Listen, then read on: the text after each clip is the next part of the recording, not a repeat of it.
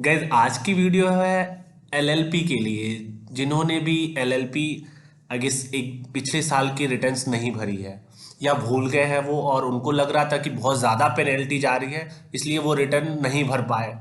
कभी कभी लोगों के पास ऐसा होता है कि भाई इतनी ज़्यादा लेट फीस जा रही है, फर्स्ट ईयर है उनका, पिछले साल 2021-22 में उन्होंने कंपनी खोली, राइट, एलएलपी, और लक बाई चांस उनको उनके पास इंफॉर्मेशन नहीं थी तो उन्होंने form 3, form 4 and form 11। Form 3 होता है कि जब भी कंपनी ओपन होती है ना तो उसके 30 दिन के अंदर हमें एक एग्रीमेंट फाइल करना होता है, राइट।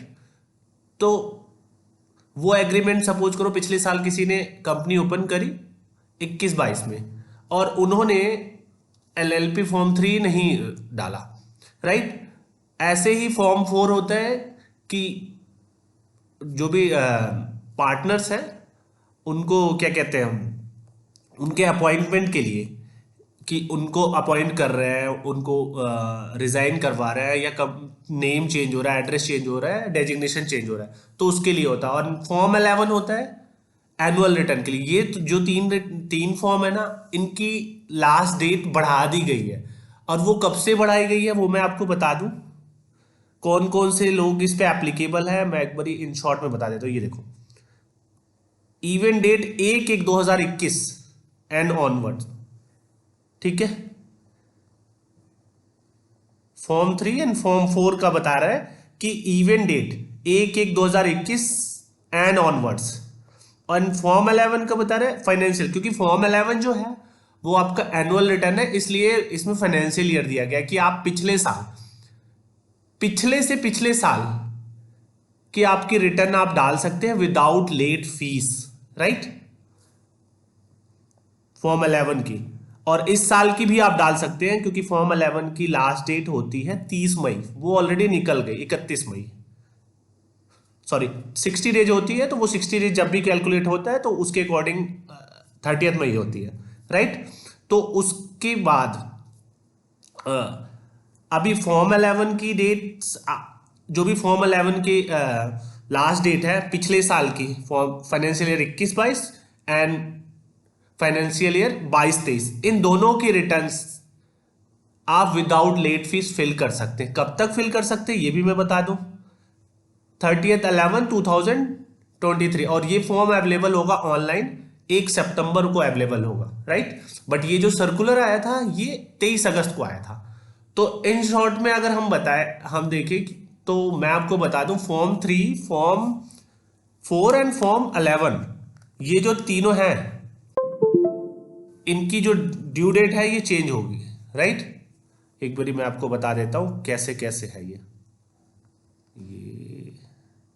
राइट, ये होगी form 3, form 4,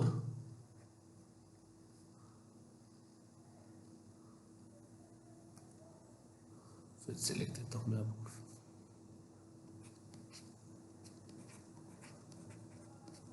form 3, form 4 and form 11, ये तीनों की डेट आपकी चेंज हो चुकी है, राइट। तो मैं इसको अभी हटा देता हूं, ओके।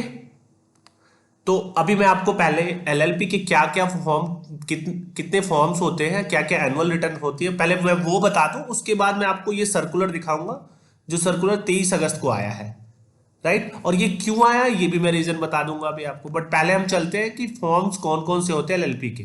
तो ये मैंने एक डिटेल बनाई इन शॉर्ट में, थोड़ा टाइम लगा, राइट। तो गाइस अगर आपको एलएलपी के बारे में पूरी इंफॉर्मेशन चाहिए तो आप वीडियोस को लास्ट तक देखें। और अगर आप एंटरप्रेन्योर हैं या आपने नई कंपनी आपने खोली एलएलपी की, तो प्लीज थोड़ा ध्यान रखें कि आपकी जो एनुअल्स है वो टाइम टू टाइम जानी चाहिए, वरना लेट फीस बहुत ज्यादा है। ये एलएलपी वालों के लिए छूट मिली, अभी तक कंपनीज के लिए नहीं आई है, प्राइवेट लिमिटेड कंपनीज के लिए नहीं आई है, क्योंकि प्राइवेट लिमिटेड कंपनीज के भी साल के कम से कम 30-40 हजार रुपए लेट फीस जाती है। होपफुली लेट्स सी, देखेंगे coordination of delay private limited की भी आ सकती है, राइट। तो उस टाइम हम प्राइवेट लिमिटेड की भी बनाएंगे। आज फिलहाल एलएलपी की है जो कोऑर्डिनेशन ऑफ डिले आई है 3 फॉर्म की। तो अभी हम चलते हैं, बात करते हैं, ये टोटल फॉर्म होते हैं 5, राइट। सबसे पहले हम फॉर्म कंपनी रजिस्टर्ड करवाते हैं, वो अलग फॉर्म होता है, वो ऑनलाइन हो गया है, राइट। उसके बाद एलएलपी एक ऐसी चीज है जिसमें एग्रीमेंट हम बाद में बनाना पड़ता है, राइट। और प्राइवेट लिमिटेड कंपनी में एक साथ ही बन जाता है, उसके साथ ही एमओए वगैरह सब कुछ आ जाता है। तो एलएलपी में क्या है कि आपको जो एग्रीमेंट बनाना है, ये एलएलपी फॉर्म 3, ये एग्रीमेंट जैसे आपने कंपनी बनाई आज की डेट में 30 अगस्त को, तो आपको 30 सितंबर के अंदर आपको एलएलपी एग्रीमेंट फाइल कर देनी है, राइट, विद ड्यू, जो भी विद स्टैम्प ड्यूटी होती है, अदरवाइज आपको लेट फीस बहुत ज्यादा लगती है, राइट। तो ये बताया जा रहा है with in 30 days from the incorporation और इवेंट डेट। अब इवेंट डेट क्या होता है? अब इनकॉर्पोरेशन का मतलब हो गया एलएलपी एग्रीमेंट, इनकॉर्पोरेशन है तो 30 दिन के अंदर। इवेंट डेट में क्या है? चेंजेस देयर ऑन, अगर आपने एग्रीमेंट में कुछ चेंज किया है तो जिस डेट को चेंज किया है रेजोल्यूशन पास होता है उस इवेंट से 30 दिन के अंदर करनी है आपको एलएलपी फॉर्म 3। ये एग्जिस्टिंग एलएलपी के लिए है, राइट। अब नेक्स्ट अब हम चलते हैं LLP form 4। Form 4 38 days of event date होता है, राइट। अपॉइंटमेंट के 30 दिन के अंदर हमें फाइल करनी होती है, जो भी हमने अपॉइंटमेंट रेजोल्यूशन पास किया उसके 30 दिन के अंदर हमें फाइल करनी होती है, राइट। तो हमने अपॉइंटमेंट किया नहीं, हमने अपॉइंटमेंट कर लिया बट हमने फॉर्म को फाइल नहीं किया, राइट। तो वो भी हम फाइल कर सकते हैं अभी। और वो कब से कर सकते हैं वो मैंने आपको दिखा दिया, ये रहा फॉर्म 3 एंड फॉर्म 4 का जो है वो ये रहा, 1/1/2021 ऑनवर्ड्स इवेंट डेट है। मतलब अगर आपने कोई भी अपॉइंटमेंट 1/1/2021 की करी है, उसके बाद करी है, तो आप आज की डेट में फॉर्म 4 फाइल कर सकते हो, राइट। अब हम आते हैं LLP form 11 within 60 days from the closure of the financial that is 30 May. ये एनुअल रिटर्न होती है, राइट। जैसे आपका 21-22 क्लोज हुआ 31 मार्च 2022 को, राइट। तो आपको 31 मई 2022 के आपको रिटर्न एलएलपी फॉर्म 11 फाइल कर देनी थी, बट आपने की नहीं। तो उस केस में भी क्या है ना, पिछले साल अगर आपने की नहीं तो वो भी रिटर्न आप फाइल कर सकते हैं। जैसे यहाँ पे दिखाएगा form 11 without additional fees shall be applicable for the financial year 21-22 onwards. इसका मतलब यही है कि अगर आपकी पिछले साल की जो 30 मई 2022 बनती थी, आपने वो रिटर्न नहीं फाइल करी क्योंकि वो 21-22 फाइनेंशियल ईयर की थी और वो 1 साल से ऊपर हो गए, तो उसकी भी रिटर्न आप without delay fees, without late fees के आप फाइल कर सकते हैं नॉर्मल फीस में, राइट। और करंट की भी ऑलरेडी चली गई है 30 मई, डेट बढ़ गई थी बट फिर भी वो भी डेट निकल चुकी, तो उस केस में भी आप रिटर्न फाइल कर सकते हैं। कब तक कर सकते हैं? इन तीनों में, फॉर्म 3, फॉर्म 4 एंड फॉर्म 11, ये 30 नवंबर 2023 तक कर सकते हैं। और ये जो फॉर्म है वो अवेलेबल 1 सितंबर से हो रहा है ऑनलाइन। अब हम नेक्स्ट फॉर्म आते हैं LLP form 8 due on 30 October, statement of account. ये ऑलरेडी अभी ड्यू है, अभी टाइम आने वाला है, इसमें कोई चेंजेस नहीं। ITR 5 31 है नॉन ऑडिट के लिए, 30 सितंबर है ऑडिट वालों के लिए, ये भी आने वाला है, राइट। तो इसमें कोई चेंजेस नहीं है, इन दोनों में कोई चेंजेस नहीं हुए हैं। ये 3 फॉर्म ऐसे हैं, इन तीनों फॉर्म में चेंजेस हुए हैं। तो गाइज अब मैं आपको ये फॉर्म एक बारी, ये जो सर्कुलर है वो मैं पढ़वा देता हूँ, right. Coordination of delay form delay in filing of form 3, 4 and 11, right. ये भी आप ध्यान से सुन लो क्योंकि इसमें भी बहुत सारी चीजें हैं। ऐसा नहीं है कि मैंने आपको बता दिया सारी चीजें इन शॉर्ट में तो आप ये नहीं सुनोगे तो काम हो जाएगा। आप इसमें भी बहुत सारी चीजें ऐसी है जिससे आपको पता चलेगा कि ये कंसिक्वेंस कैसे होती है कि form coordination of delay government निकाल देती है, क्या क्या कंसिक्वेंस होती है जिसकी वजह से गवर्नमेंट ये अपॉर्चुनिटीज देती है एलएलपीज को या फिर कंपनीज को, राइट। अब हम चलते हैं यहां से स्टार्ट करते हैं। ये जो 23 अगस्त को आया है सर्कुलर, राइट। ये सर्कुलर आप कहां से डाउनलोड कर सकते हैं ये भी मैं बता दूं एक बारी। ये यहां पे आ जाओ होम पेज पे और ये रहा, राइट। 23 अगस्त को आया, ये मैंने यहां से क्लिक, अब मैं इसे पढ़ के दिखाता हूं, राइट।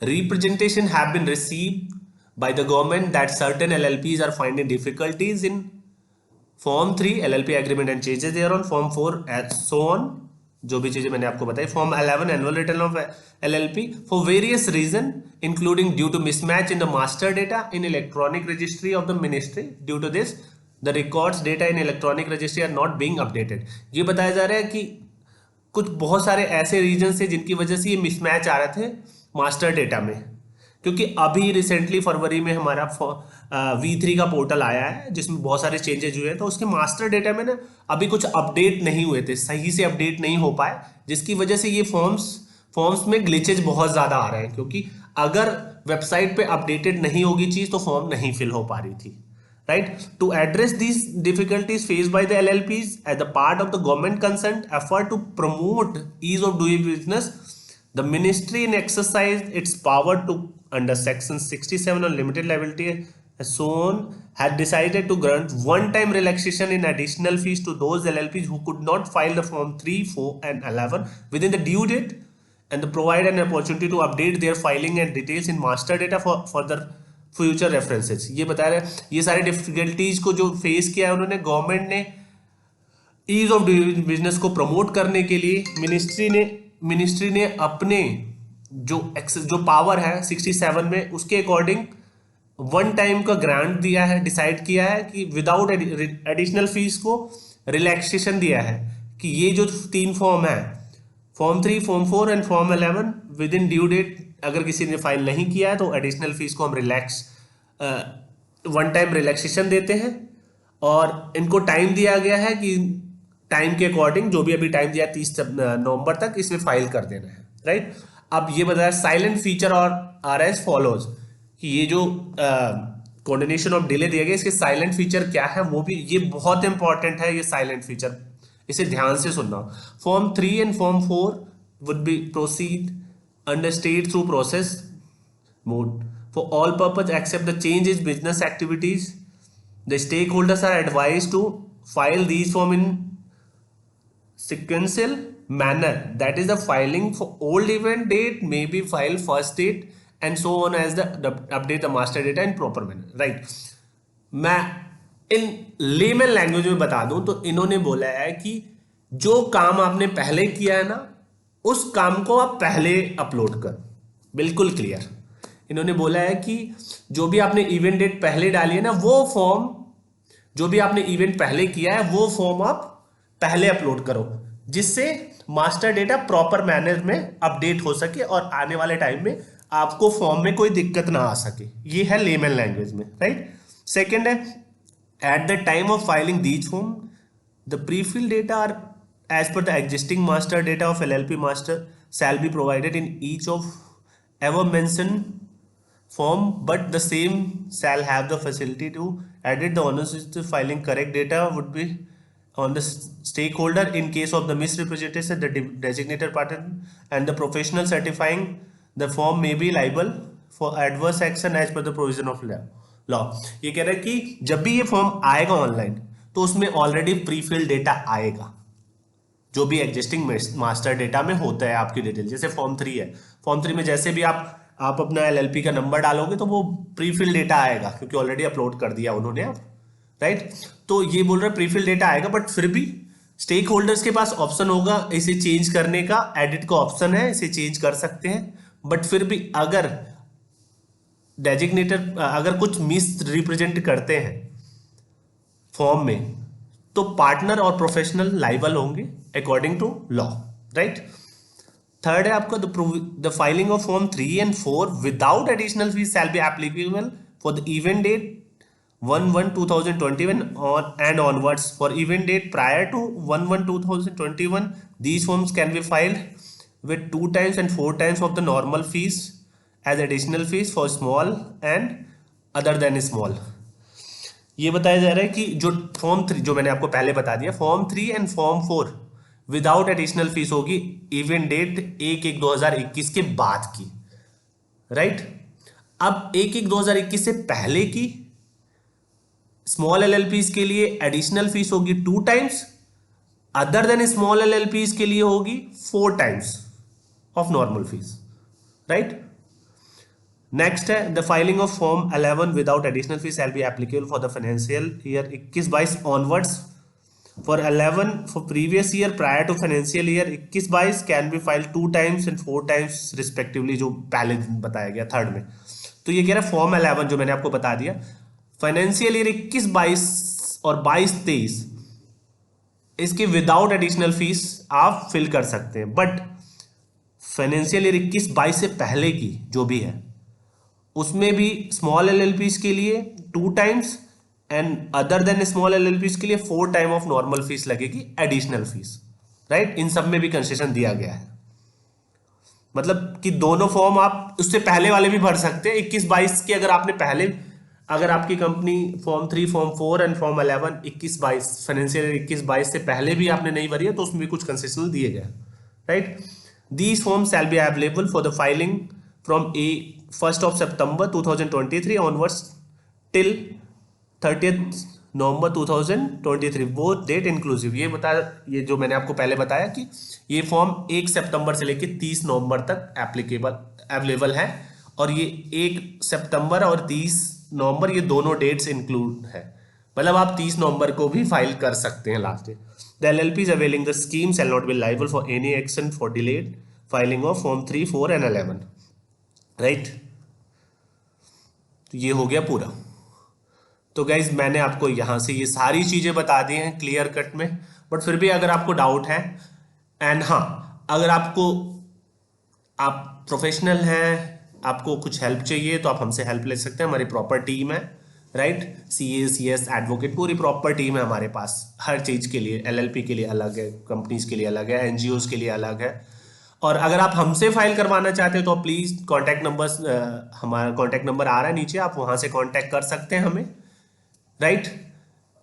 तो हम आपको पूरी डिटेल्स बताएंगे, कितने चार्जेस लगेंगे आपके, कैसे कैसे लगेंगे फॉर्म्स वगैरह, सारे आपको इन्फॉर्मेशन देंगे, आपको ज़्यादा कुछ कहीं और से, और आप इन्फॉर्मेशन लेने के लिए भी पूछ सकते हैं आप हमसे, right. Thank you so much.